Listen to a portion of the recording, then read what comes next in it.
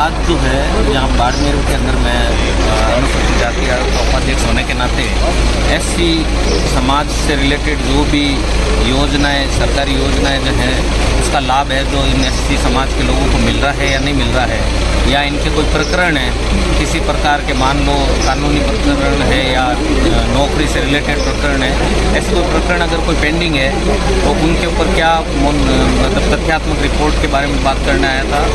और अधिकतर जो है सफाई कर्मचारियों के मामले ज़्यादा मेरे सामने आए जो विभिन्न प्रकार के थे। कमिश्नर साहब से उसके बारे में विस्तृत चर्चा की गई है। जो संविदा कर्मी है उनका ठेका ख़त्म हो गया था 31 मार्च को, बावजूद इसके ठेकेदार ने इनको इन्फॉर्म नहीं किया और ये रेगुलरली काम कर रहे हैं, इन्हें ध्यान ही नहीं है कि ठेका ख़त्म हो गया। तो अब उनको जो है नरेगा में मैंने कन्वर्ट करने के लिए कमिश्नर साहब को बोला है कि इनको नरेगा के अंतर्गत कार्ड बना कर इनको काम करवाए, जो 15 दिन ऊपर हो गए हैं उसका पेमेंट करवाए। सर, कोजाराम हत्याकांड के बारे में उसके बाद में यहाँ पर आज ज्ञापन दिया है, उसमें क्या वार्ता हुई है?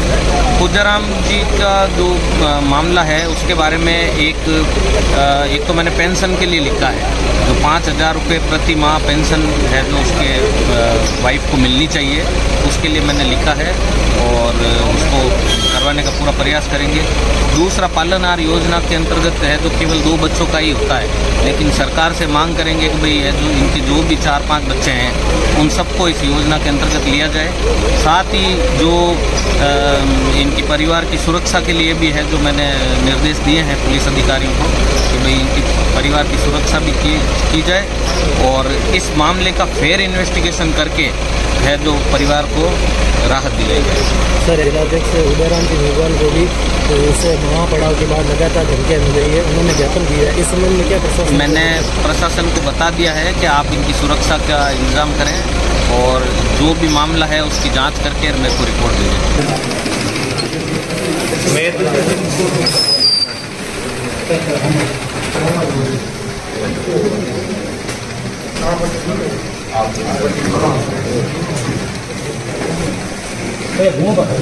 घूम जाओ।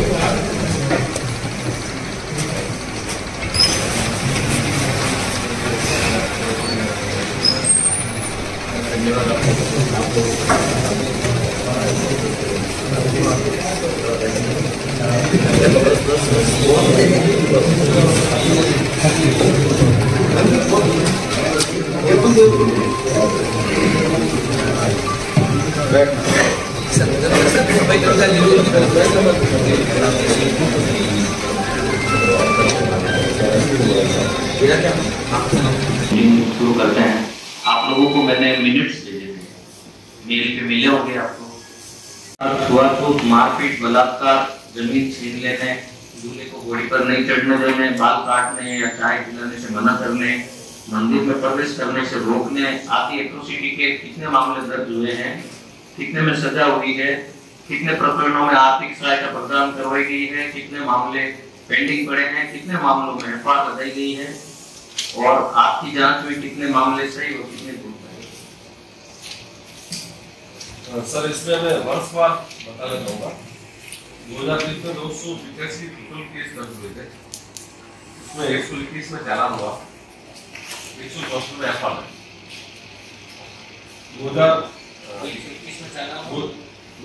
का बता रहा हूँ, 285 टोटल केस दर्ज हुए, 181 में चालान हुआ, 164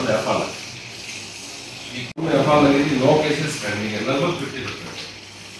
2022 में टोटल 321 केस दर्ज हुए थे, उसमें 145 में चालान हुआ, 165 में एफआईआर लगी और 21 अभी भी पेंडिंग है। वो हाईकोर्ट की वजह से काफी केसेस हाईकोर्ट में। इस साल सर मार्च 2023 में टोटल 67 केस दर्ज हुए, जिसमें 11 में चालान हुआ है, 14 में एफआईआर लगी है, 42 केस गैर दर्ज। 2020, 21, 22 और अब तक मार्च 23 तक जिला बाड़मेर में दूल्हे को घोड़ी पर नहीं चढ़ने देने, बाल काटने, चाय पिलाने से मना करने, मंदिर में प्रवेश करने के रोकने से संबंधित कोई प्रकरण दर्ज नहीं है। जमीन से संबंधित केसेस दर्ज होते हैं वो नॉर्मली आपने ऐसे केसेस नॉर्मल होते हैं। अभी एक कोजाराम वाला केस हुआ है, उसके बाद पूरा सब कोजाराम, हाँ, सर वाला केसेस में ये सर ध्वजाराम का परिवार और गुलाब सिंह का परिवार दोनों आस पड़ोस में है। उनके बीच में एक रास्ता ही है, सामने आमने सामने का। तो मूलतः इनका झगड़ा सन 2017 से चलता है। इसको लेकर ध्वजाराम पक्ष ने 10 मुकदमे SC/ST के दर्ज करवाए। उसमें 4 में चालान हो गया, 4 में FR, एक अभी जैद करके मेन जो इशू है सर वो गवर्नमेंट लैंड का है, वो है आबादी की लैंड है। उस आबादी को लैंड को लेकर इन दोनों पक्षों में झगड़ा है। अब इसमें ये चीज भी सामने आई कि गुलाब सिंह ने भी उस जमीन के लैंड पे कब्जा कर रखा, अपने पत्थर डाल रखे और उसने अपने घर के पास में पत्थर डाल रखे। तो दोनों उस सरकारी जमीन का दावा करते हैं। इसी जमीन को लेकर बार बार SC/ST के केस होते हैं। तो पुरानी रंजिश तो बिल्कुल थी सर। अब रिसेंटली जो केस हुआ वो तो सबको पता ही हत्या हुआ है। अखबार में पढ़ा था कि इसने अपनी सुरक्षा के लिए कई बार पुलिस को बोला, बट पुलिस ने इतना डीपली लिया। इसने 20 तारीख को उसने एक रिपोर्ट दी थी SP साहब को। वो एक तरह से कॉग्निजेबल ऑफेंस की नहीं करके पाबंद कराने की की रिपोर्ट पे ऐसा हमने उसी रिपोर्ट में FIR दर्ज करा। जनरली हम पाबंदी कार्रवाई में 107 का इसका सर्फेस करते हैं और जैसा मैकेनिकल वे में अपन 107 का इसका सर्फेस करते हैं, पाबंद होने के बाद में भी अपराध होने की संभावना से इनकार नहीं किया जा सकता। ये 100% सत्य, आप भी जानते हैं। अपन लोगों को पाबंद कराते हैं, लेकिन क्योंकि इन दोनों पक्षों के बीच में गहरी रंजिश थी, इसलिए घटना की संभावना से अपन इनकार नहीं कर सकते। SHO को सीधा कोई रिपोर्ट दी या नहीं दी, ये अभी हम पता करें और संबंध में जांच भी करें। मैं जनरली बात कर रहा हूँ, जब अगर पुलिस को ये ध्यान होता है कि दो गुटों के बीच में या 2 लोगों के बीच में यदि कोई रंजिश चल रही है, उनके बीच में केस वगैरह ऐसा है, तो वहां के SHO की जिम्मेदारी बढ़ जाती है कि कोई अप्रिय घटना न बन जाए। तो मैं ये चाहूंगा कि आप कम से कम अपने जिला स्तर पर जितने भी आपके थाना अधिकारी हैं, उन सबको इस बात के लिए अभी भी कैसे जमीन को कब्जा किया जाए, अभी भी आपस में झगड़े। एक मैंने वो लिखा है, अभी लेटर तैयार हो रहा है, जो SC/ST एक्ट के तहत जो सहायता राशि मिलती है, उसके अंदर एक प्रावधान है 5,000 रुपये पेंशन प्रति माह देने का। तो उसके लिए लेटर अभी टाइप हो रहा है। और एक ये है कि इसके कम से कम 5 या 6 बच्चे हैं, 6 बच्चे हैं। तो उन 5-6 को पालनहार योजना के तहत मानने के लिए वो सरकार को लिख रहा हूँ मैं। आप भी अपनी ओर से एक प्रपोजल बना के भेजिए। और इसमें यही कहूँगा मैं कि फेयर इन्वेस्टिगेशन रिसेंट में हमने वहाँ एक टॉपिक लिखा, फेयर इन्वेस्टिगेशन करें। जाति धर्म की बात ही नहीं है, किसी की मृत्यु हो जाए ये गलत है, वो किसी भी जाति धर्म का हो। मतलब थोड़ा बहुत कोई झगड़ा हो, कोई बात हो, वाद विवाद हो, लेकिन उसका रिजल्ट किसी की मौत पर जाकर नहीं होना चाहिए, वो चाहे कोई धर्म का हो, किसी जाति का हो। मैं जरूरी नहीं मैं SC की बात करूँ। और उम्मीद करूंगा कि आप फेयर इन्वेस्टिगेशन करें और इसकी रिपोर्ट है जो आप जो आयोग की कार्य में हार्ड कॉपी भी भिजवाएं और ईमेल ID आपको दे रखी है, उसके अंदर उन दोनों ईमेल ID पर भी आप फॉरवर्ड करें।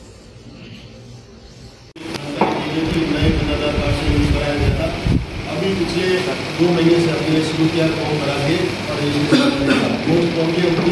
माइक ऑपरेटर को बोलो इनकी आवाज खोले। माइक आवाज हो गई है।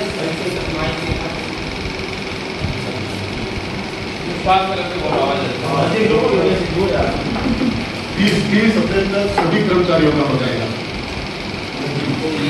स्कीम तो लागू हुए करीब आप लेट कैसे हो गए?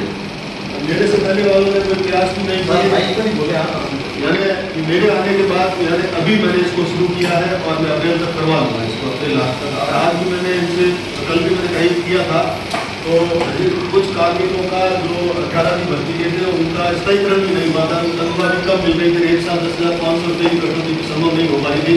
तो स्थायीकरण की प्रक्रिया एरियल मिलेगा तो उनको एरियल की तो सबको दे दिया है, तो उससे भी उनको 10,507 जमा कराने में कोई प्रॉब्लम नहीं है। तो बाहर जो माता है बहने है ना, सफाई कर्मचारी होगी, उन लोगों को बुला लो, ऊपर बुला लो। हाँ जी, 2-4 दिन के अंदर ही आनंद पानी में उसका करवाया। ये तो बहुत इम्पोर्टेंट मामला है, RGHS का तो बहुत इम्पोर्टेंट मामला। बेचारे गरीब लोग तो जानते ही। अभी ये इतनी स्कीम्स आप लोगों ने इतने सारे डिपार्टमेंट्स में बोली, इनको पता ही नहीं है कि हमारे को इतनी स्कीम्स मिलती है।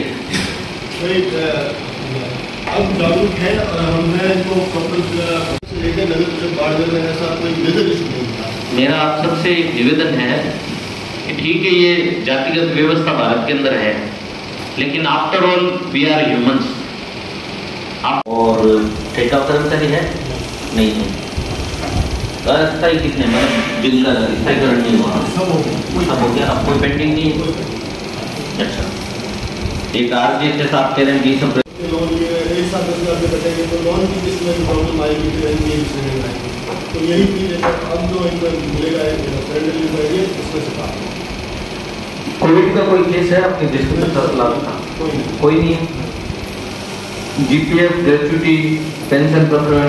एक पेंशन प्रकरण है, अभी नई सरकार से शिथिलता मांग कर अगर वो SI/LSBD की ट्रेनिंग की हुई है तो फिर राज्य सरकार उसको ARI SI के पद पर केंद्र सरकार BCom है और उसने कोई ऐसा कोर्स कर रखा है अनुदेशक वगैरह का, तो सरकार की शिथिलता के आधार पर अपन उसको जूनियर अकाउंटेंट भी रख सकते हैं। 10वीं पास होने पर मंडल को अधिकार है कि हम सीधा उसको कनिष्ठ के पद पर ARI के पद पर अगर उसने ट्रेनिंग की हुई है तो SI के पद पर रखकर और हम राज्य सरकार की पुष्टि के लिए भेज सकते हैं। हमारे यहाँ ऐसे प्रकरण है कि हमने 3 कार्मिकों को LDC जो आज सहायक प्रशासन अधिकारी हो चुके हैं और एक अभी रिसेंटली उसकी योग्यता के अनुसार दिया है।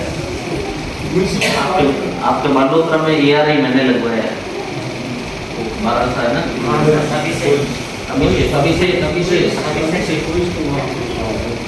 एक SI हमने यहाँ पहले लगाया था मामले को और मोदी सरकार ने उन्होंने चलेकर SI मामले जोड़ डाला चला ये यही। अच्छा, यहाँ की आपकी यहाँ की राजेश के BSc BCom कर रखा है तो ARI तक भी लग सकता है। ARI होता है असिस्टेंट रेवेन्यू इंस्पेक्टर, सहायक राजस्व निरीक्षक, है ना।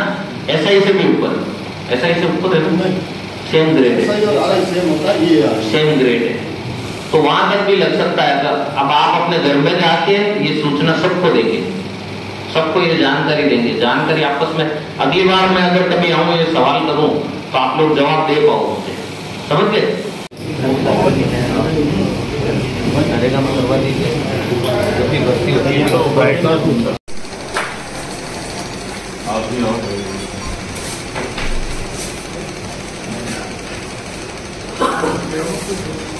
हाँ